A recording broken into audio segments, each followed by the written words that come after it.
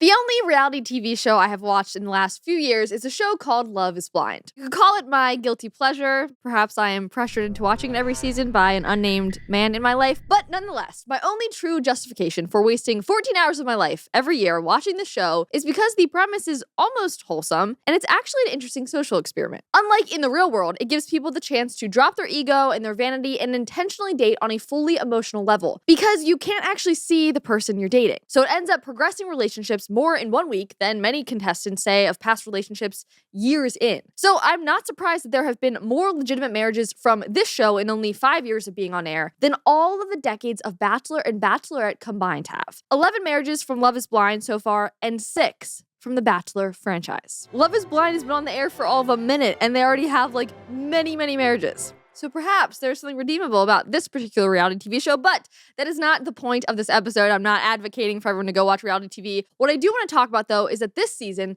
there were 2 different men who were left at the altar because their fiancés did not like their political views, or lack thereof political views. What are your thoughts on Black Lives Matter? I just kind of keep out of it. I don't like those answers. I have been ranting about this storyline to my husband, which he's definitely not watching the show at all, everyone. Don't worry. But after the clips of this went viral online, I decided to take this conversation to the show here and unpack the valuable lessons that we can all take away from these very failed couples. Now, I'm going to start at the very end of the show by showing you a clip from the couple Sara and Ben at the altar on their wedding day. For context, Ben has discussed being a Christian, his faith, multiple times in the show, while Sara discussed her sister being a lesbian and that she is not religious at all. And that Black Lives Matter. A lot.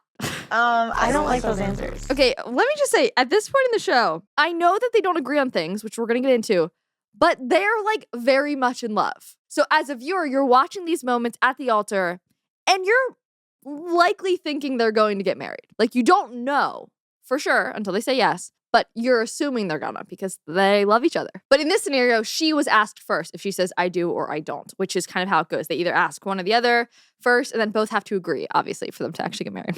I love you so much. But I've always wanted a partner to be on the same wavelength. And so today I can't.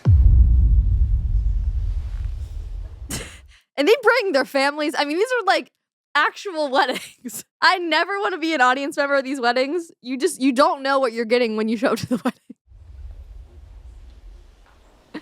That's the lesbian sister who arguably talked her out of this in a lot of ways, but... I'm sorry, but I don't want that to be misunderstood. I still love you, and everything about you is amazing. Mm-hmm. And I care about you so much. I care about you too. Just wait. It gets so much worse. And I love you so much. And I know I want to stay with you and keep growing our relationship if you'll let me. We'll see. We'll talk about that. Yeah. Okay. Oh, I just have to pause it. I'm so uncomfortable. We'll see. What? Gosh. So he asks then, but I want to continue dating. And she's like, we'll talk about it. We'll see. I'll just note here that no other time in, I believe, Love is Blind's history has a couple dated successfully afterwards. So they rush to this point of marriage. They either get married, truly get married, or they break up. It's never they linger and keep dating, which I think is very interesting because it shows that when you know, and when it's not it's not ever going to work. This is a pressure cooker on dating. So it intensifies every conversation they've had leading up to this point. You literally have weeks. So everything's out on the table. So that when they get to this moment, they can say with relative clarity, they either feel good about the decision or they don't. But they never end up changing their mind. Oh, we're dating, a year later. It doesn't happen. It's done every single time, cold turkey, which is wild. I know that the connection we have is so real. And my heart is there. But we talked about a lot of the values that I hold so close to my heart. Making this decision, my mind is telling me I can't. The worst part is that she gets to walk away on the altar too. He just got rejected. He should be able to leave, but he has to stay. The man in the relationship has to just stand there and take it, and then she gets to walk off and are you okay? Oh. I don't know. See me in the back. See me in the back. See me in the back. Okay. Can you feel my heartbeat? got so angry by this point. I'm fine. I'm fine. She's like laughing. Get me out of the audacity. The man you love is like crying. Just wait, the car conversations. I don't know. I feel kind of numb. Now she's numb. It's like she doesn't look okay. I feel kind of numb. Yeah, I bet you do. Like, I was really excited sad. about Ben, and I'm like, he's such a great person. I just like, What? I just hope I made the right decision. Like, I asked him about like Black Lives Matter, and I'm no expert, but like when I asked him about it, he was like, I guess I've never really thought too much about it. That affected me. I asked him too, like, what his church's views are, and he said he didn't know. And so then I watched a sermon online From his church. about, sexual identity, Okay. and it was traditional. Dun dun dun. Never before heard of. Never. Also, I think that mom is Catholic, so she's like, yes, honey. That's all a lot of churches are. Sometimes I did wonder if it was surface, fun, carefree love that we had. Equality, religion, the vaccine, right? Like, They didn't even get into the vaccine in this series. Like, they didn't cut that in at all until this very moment. So everyone's like, wait, she had an issue with the vaccine? Like, there's a lot there to unpack. Just to be clear, I'm not mad that she doesn't want to be with someone because of their beliefs. That makes total sense to me. What infuriated me this entire time and why I'm doing this episode is because of the way that she let it on for so long. And both of them, frankly, knew that they were not compatible in certain respects, and they tried to ignore it and pretend like it wasn't a big issue. But on her wedding day, she's talking about BLM because it's an issue for her. And duh. Her values are totally off, but Hart agreed that it's unattractive to have someone who disengages from values-based conversations and doesn't have much of an opinion at all, though. Conrad responded to that and said he was likely just being wishy-washy and not fully stating what he believed in because he was afraid of offending her. L on both of them. A theme here. Someone else said he dodged a bullet, which they both dodged bullets, but they didn't have to be firing the gun in the first place. Colin said another thing similar, but he said he is wishy-washy and she will never respect him. He will always feel like he's walking on eggshells, a relationship destined for failure. For those of you, though, who have never watched this show, I just want to give you a quick rundown of how it works. It starts out as a speed dating show where men and women go into dates into these little pods, and then they weed out individuals they like. In a little over a week, several of the couples that develop from this speed dating actually result in proposals. And only after the couples get engaged do they get to see each other in person for the first time, because in the pods, they're just looking at like a screen and they just hear audio. They're not actually seeing someone on the other side. They just hear them. And then after that, they only have a few weeks to prepare for a wedding. So you truly do not know if the couple will survive until they say yes or no at the altar. That's the whole point of the show. It's like they teed up for that moment of either saying I do or I don't to is love blind. That's the whole. I hate knowing all this. I hate saying it with such confidence. Okay. I'm ashamed. It's the only one I watch. I swear it's the only one. For Sara and Ben, they knew by date one that they were not on the same page on religion. She was clearly wary of Christians, especially because of her sister from the beginning. She was talking all about that. And then Ben told her multiple times that he didn't care about her sister's sexuality and would love her regardless. But that was not enough for her. So they had the same conversation over and over again for many, many reasons. For both of their sakes, the relationship should have ended there. I mean, by date 2, she was hyper-focused on BLM. The signs were there. He willfully overlooked them. One person said the first red flag was him having no opinion on BLM while living in Minneapolis. He had an opinion and didn't want to share it. Yeah, let's just watch this scene from, again, I believe date 2, when they were really getting into the nitty-gritty, which, again, is good. At least they're talking about it, but they're clearly not on the same page.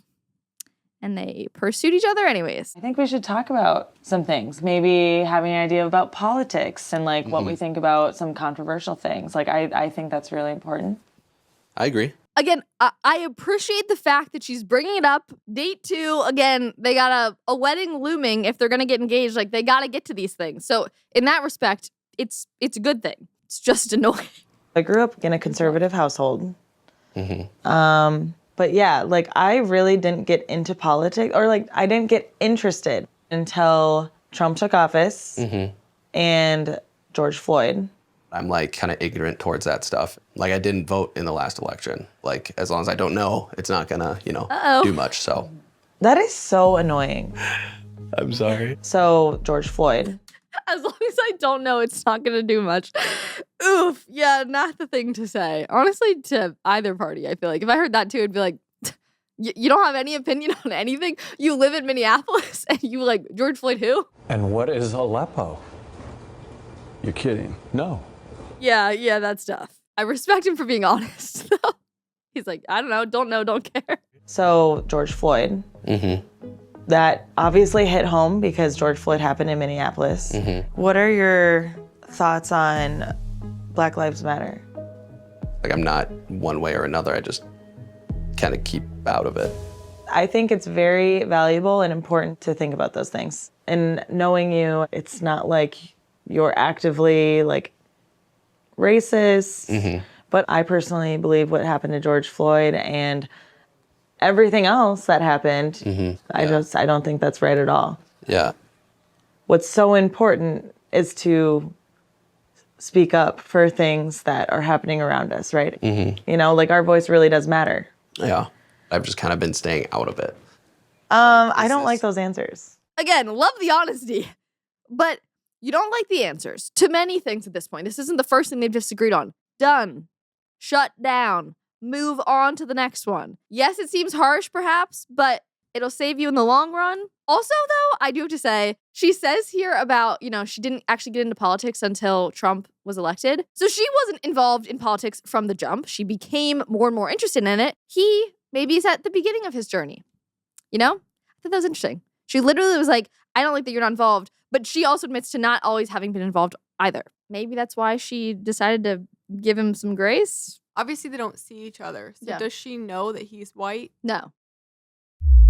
That's a good point. She does not know at this point that he is white. That is a good point. Because what if he was black and she's just trying to school him right now? Yeah, like your voice matters.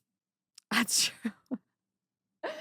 Oh, I just want to watch every single clip of them because the whole time it's just so uncomfortable. It's her being like, you need to do this, and him being like, oh, that's true. Never thought about that. Like the whole time. Like if you do not want to date a guy who is not also a flaming lib, that is okay, but at least acknowledge that. She kept being like, you're allowed to have your own beliefs, but in the same breath, you're a bad person if you don't have my beliefs. That is how I felt watching her talk about all of this the entire season, which is why I have this level of fury when I watch this, because she was trying to not be judgmental, but was inherently judgmental the entire time about his Christianity, about his beliefs, like about everything. They only have a few weeks to determine if they're going to spend the rest of their lives with this person, which reminds me that the year is already flying by. We are already into March, and I am so glad to have found something that is helping me stay on track with my health goals this year. It is called Lumen. I love to talk to you guys about it, and I also love to show you my Lumen because I have the Lumen right here.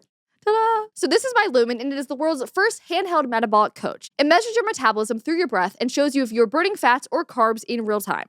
And here's the thing about metabolism, it is your body's engine, converting food into fuel that keeps you going. When your metabolism is working optimally, everything improves, from energy levels to sleep quality. I love getting to use my Lumen first thing in the morning or after I eat to see exactly what is happening inside my body, which I think is so cool. They have an app that is connected to this, so it's super easy. You can go check it out, and then they will give you personalized nutrition recommendations throughout your day. You can even use it just before and after workouts and meals to understand exactly what is happening within your body. Plus, it adapts to your needs, even tracking and adjusting for hormonal changes. So if you want to take the next step in improving your health, you can go to lumen.me/Conrad to get 20% off your Lumen. That is lume.me/Conrad for 20% off your purchase. And thank you, Lumen, for sponsoring today's episode. And now let me get back to my very, very favorite reality television show.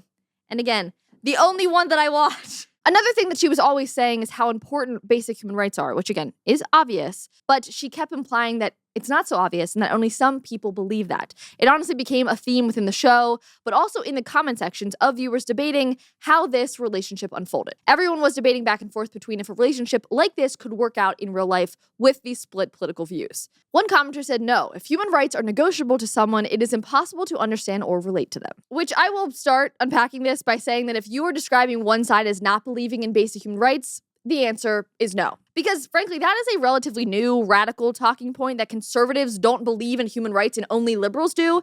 And if you truly hold that belief, I do not think that that could work out at all. I mean, that's like saying one person is like a killer no, that's not going to work. There's no nuance to it. It's you're exactly right. It's black and just white. a political talking point. Yeah, That's all yeah. it is. Right. It's only a political talking point because in the end, in some of these relationships, they still try to work out. And like, so which means they don't actually think they're these horrible people the way that they try to paint it in these comments. Like, it's black or white.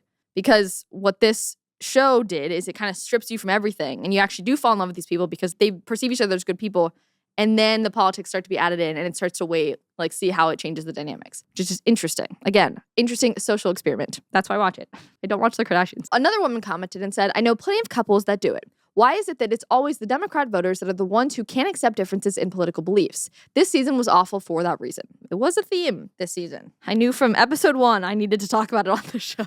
Buckle up, it's gonna be a bumpy one. Conservatives more generally don't go around saying that the left doesn't believe in people's right to basic human rights. There's just one side that does always seem to be the ones painting the other side as the other, as the evil, as hating of all groups of people and walks of life, of not believing that anyone has value and is worthless. And those are very strong accusations to just throw in a group of people. But people do that in the comments all the time. Like, that's what kept happening. But it's ironic, given the fact that conservatives do care about the right to life.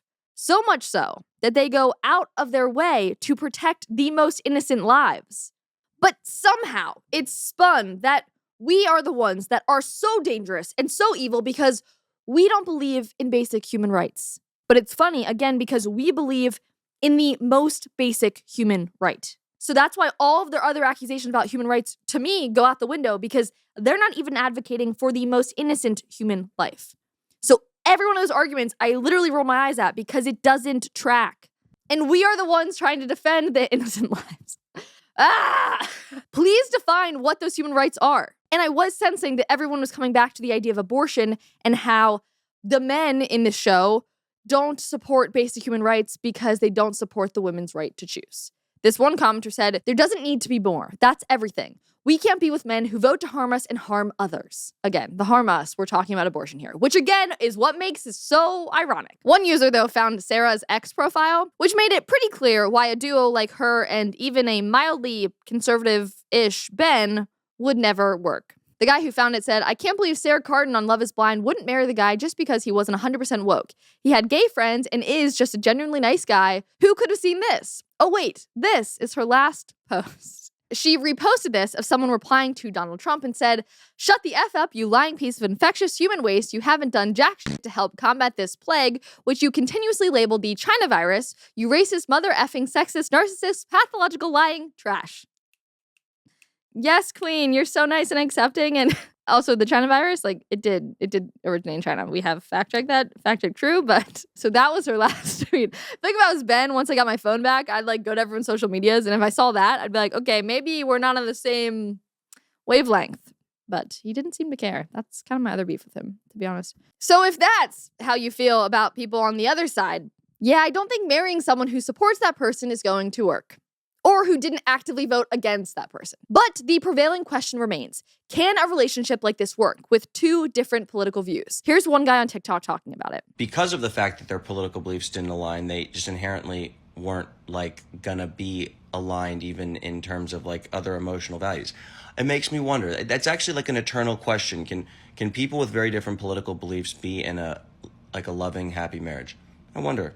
I don't know. I go back and forth on it. I feel like if you are super, super political, then no, it doesn't work. But if you are mildly political or if you honestly don't care about politics at all, which is a lot of people, then yeah, it could probably work. If someone votes Democrat, someone votes Republican, they don't really talk about it, they don't really care, okay. For someone like myself, I needed to marry someone who was a Christian and someone who was conservative because they aligned on morals, it makes sense, but not everyone feels that strongly. So it's sort of in the eye of the beholder, in a sense, of what actually you value the most. But the comments were sort of mixed. Someone said, short answer, yes. Let me explain. My father was a Republican and my mother Democrat. They lived in a time where the world wasn't so divided as it is now. They were married for 55 years. In 2001, you could have different political beliefs and get away with it. In 2025, absolutely not. Total deal breaker. I don't care if I like you or are attracted. Bye-bye. What changed in the 20 years? Roe v. Wade? Other than that, like, a lot of these women were like, today, no. I think it's the internet. Yeah. At the end of the day, as involved as we are in politics, and I even think about this for myself, as involved as I am in politics, like if I were to just turn off everything, not focus on it at all, That's my life true. doesn't change remarkably. Yeah. Is me and whoever I'm dating on the same level of either knowledge or lack of knowledge, and we Yes. can grow together Right. in building that knowledge. I think that might be a better working position. But you're right, the internet, it's like, first of all, we didn't really talk politics back in the day. That wasn't like a big thing, just in like societally. Everyone's just kind of friends, and you didn't have to be like, oh, which side are you on to determine if I'm going to be your friend or not. And I feel like there's sort of a beauty in that. It's just kind of like it did become hyper politicized more recently. But I wonder, right, was it the internet? And then everyone's like having these discussions all the time to the point that we got to these extremes. It's sad. I mean, again, it's a good thing that people are talking about it though, because I do think it's important if it matters to them. And I don't know how many people it actually matters to that much, but to women in particular here, it seems like women care a lot, especially on this season of Love is Blind. The men had their beliefs, maybe were more conservative, but didn't care if their woman wanted to be more liberal. But the women cared, which is probably a theme in society as a whole. Men are a little bit more naturally conservative, and women are like, nope, can't date him. Like, that's probably becoming an issue, and I think that it is. It's funny because my parents cancel out each other's vote every year. Like, my dad's very Democrat, my mom's very conservative. Oh, wow. And like, They're he opposite. hates Trump. Interesting. He looks at it as like, how she treats him and vice versa. So it's like, that's what matters to them more than. If it works, great. If they're aligned on the pillars that they care most about, then that's great. I am very liberal, always have been. My boyfriend is a conservative veteran. We have been together for 5 years. We had some arguments, plenty of heated debates, but at the end of the day, we love. That's how I wanted Sara and Ben to be. I wanted it to like love wins in the end with them, and then it was all great. It's not what happened. With today's political differences, I didn't think so. She was so far left. Again, I think that's the key. If you're too far in the political spectrum or you care too much, it's not going to work long term. Someone else said, it's crazy when you watch the US Love is Blind and see how politics seem to be the decider in marriage. In the UK, this seems strange. Which is also interesting that around the world, it isn't like this. There isn't like or which side are you on? Some beauty in that. Another woman said, these days, politics are life or death. So yes, I would have said no as well. Ah, yes, that is the common sentiment, again, coming from one side. The beautifully ironic part of this whole performance, though, is that after Sara turned him down publicly and spanked him at the altar, after the camera stopped rolling, she wanted to continue dating him. The horrid, evil Christian man. He even asked at the altar, like, can we keep dating? And she's like, no. Yes. The answer was yes. She admitted after the show had wrapped that they were still dating after that wedding. And then she got mad at Ben because he was ultimately the one to end things entirely. So Ben with the delayed W here. It took him being roasted at the altar before finally realizing that she is not the right woman for him. Sara dating Ben for an extra 2 weeks and living with him after the wedding just shows how performative she is. But date the guy after and want to move with him to Nashville? Okay. He sounds like a simp. The problem is he definitely does. But he loved her. Like I think you're getting you're in this heated bubble of intense romantic feelings for someone. So I get also maybe turning a blind eye to things that you shouldn't.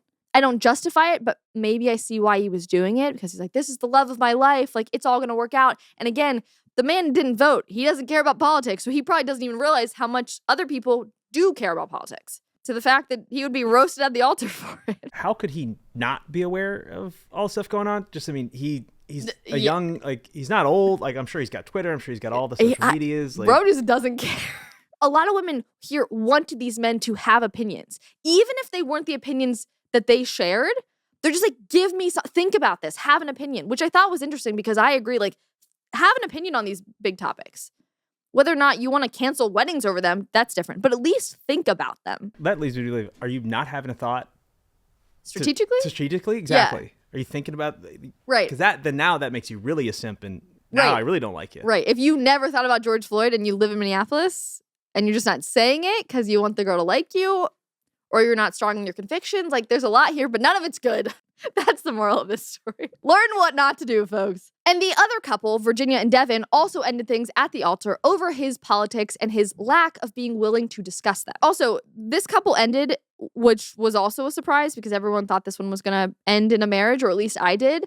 But then they unpacked later how they actually didn't agree on politics, and all of that kind of became an issue in the reunion at the end of the series. But then she sat up there at the reunion and just publicly roasted this man of well, I'm not going to tell you what his beliefs are, but mine are. I care about women. I care about the LGBT. She just went off. So all these men just got cocked on live television. Like, that's, again, what was infuriating me. Like, the whole time they were not being bold in their beliefs. They were kind of letting the women dictate the narrative and just kind of sitting back and not wanting to talk about it. And then on public television at the end, the women were like, this is what we care about. And the men are kind of like, have a backbone. Believe something. It's okay. It's okay if your woman doesn't work. It didn't work out in the end anyways. You might as well have the backbone from the beginning. We're not in alignment on some really important things. Like what important things, Virginia? Devin told me a lot about his core values, something that he did not want to talk about on camera. I still, to this day, don't really feel comfortable telling you Devin's views, but I will be really clear about mine. Okay. I 100% support the LGBTQ community. I also believe that women should have the decision to choose if they want to have an abortion or not. I also believe that different religions should be valued. That is, our different ways of communicating to God, like different languages. And these were really important things to me. This was the whole dynamic of that reunion, where the women just being like, and this is how bad the guys are, and this is what I believe, implying like they don't believe that at all. And the guys just sat up there like, well, that's what frustrated me. It's like, at least now state your beliefs. Like, hold them boldly. If you're gonna have them, like, be bold. I know it's scary, but then you watch a bunch of women just roasting you for an hour. He knew they weren't aligned, again, from a political standpoint also, early on in the show. So that's kind of the root of this. They knew early on it didn't have to get to these extremes because they could have just, when they knew it wasn't right. Also, this chick also continued to reach out to this man after the wedding. And then he also ended it, ghosted her, stopped responding, and then she got mad and acted this petty. So both of these liberal women still ended up sort of pursuing the conservative men, only for the conservative men to finally draw the line in the sand. So again, that is telling too. And Devin didn't stand up for what he really believes. How could a woman respect a man who won't stand up for his principles? Not that I like Virginia one little bit either. She drank the blue Kool-Aid. It was pretty crass, leaving him at the altar, attention-seeking. Well, the whole show is attention-seeking. Someone else under that video clip of Virginia and Devin just duking it out said, wokeness is weakness. And so is cowardice. Compromising on key positions and ethics is a weakness too. What I would have loved to see, I was dying to see, was the men being bold and being willing to speak their mind. Because the women sure had no problem at all doing that, but if the men disagreed with them, well, they chose to stay silent. I get the fear of what announcing their Christian or conservative views on a national stage could do, but I would have been so curious to see what would have happened if they boldly stated their values in a year like this one. I think it would have been different. It still would have gotten the heat, but I do foresee a world in the internet which they would have respected the men for having bold beliefs, or anyone for having bold beliefs. Both Sara and Virginia at different points were even like, we don't even need to agree. I just want him to have an opinion. The women want men to discern and believe something and have something that they stand for. I would be curious if they did have bold opinions, like, would it have been different? Having no clear values is almost as worse as having decisive ones that anger some people. In fact, it would garner respect from the right people and, more importantly, the right woman. So take this as a lesson from these messy relationships and listen to what another couple who actually worked out did differently. From the jump, Taylor and Daniel shared a strong, clear set of values that led them to one another. They were family-oriented, Christians, wanted families, etc. And they were the only couple who actually got married this season and are still married a year later to this day. When it comes to finding a life partner, you're allowed to have values and hold on to those. You can use those to determine if your significant other is the right match. Figure out what values are important to you as the non-negotiables. I think that with most people on this show this season, they were so afraid of offending or upsetting because they didn't want to be seen as judgmental. Ironically, though, dating and picking your life partner is objectively judgmental.